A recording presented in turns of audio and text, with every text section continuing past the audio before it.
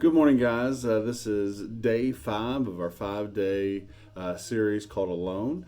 Hopefully, you guys are enjoying this. I know I am. A special note to my Stand Student Ministry guys. Just wanted to let you know that we will be doing our Zoom call today at 5:30. Looking forward to that then.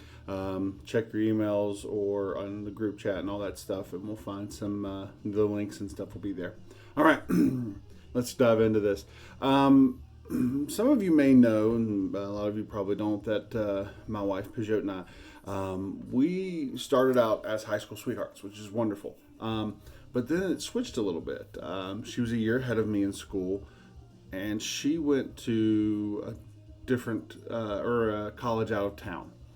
And when I went to college, I first went to a military academy, and then went to a college nowhere near where she was at. And that became one of the dreaded long distance relationships.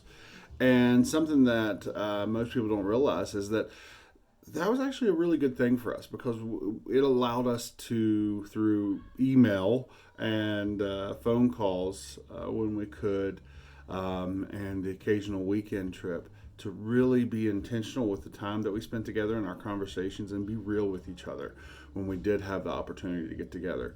So as hard as that was for someone who is now my wonderful bride for over 15 years, it was something that helped us be real and helped our relationship out deeply. Now, what does this have to do with a loneliness that is spurred by a global pandemic? I'm not telling you to strike up a long distance relationship as a cure to your loneliness or your your situation with being lonely and missing your friends. But what I am saying is that this is a time that allows us to really focus on what's really important in our relationships, and that's even in our friendships, to be real with each other, to communicate deeper. I know it's super easy when we are texting and direct messaging or FaceTiming, that kind of stuff, to keep it light, because that's just kind of what we do online. We send some GIFs and jokes and that kind of stuff. We play a video game together, but listen, do we really get real with each other? And that's all good stuff. I'm not saying don't do that. That's all wonderful stuff. But let's be completely real and honest with each other and spend time together. I know it's scary to get real with someone and when you really want to communicate, but that's something we need to do. It's something we need to open up to each other and get deeper in our relationships, because we're not going to be in this pandemic forever. I know it may seem like forever, but eventually when we come out, we want our friendships to be stronger. And we'll have deeper friendships if we really are intentional about being real with each other. All right, so today's scripture goes along pretty well with that. Hebrews 10, 24 and 25.